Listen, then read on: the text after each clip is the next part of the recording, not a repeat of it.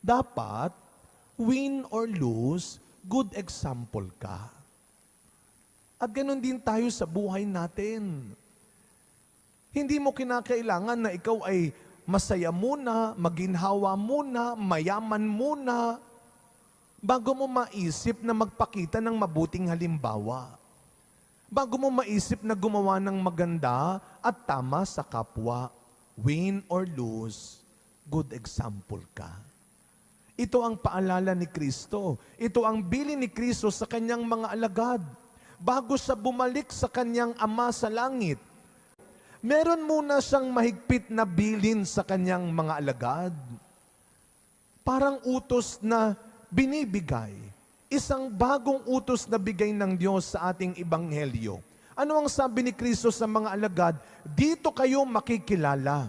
Dito kayo pararangalan ng mga alagad ko. Kung tinuturuan ninyo ang mga tao na mabuhay sa pag-ibig. At kung kayo mismo ang magpapakita kung paano mabuhay sa pag-ibig. Yung walang paglalamangan, yung walang pagsisiraan, yung walang pagsasakitan, yung walang pag-aagawan. To lead by example.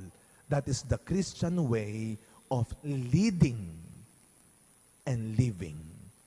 To lead and to live by example.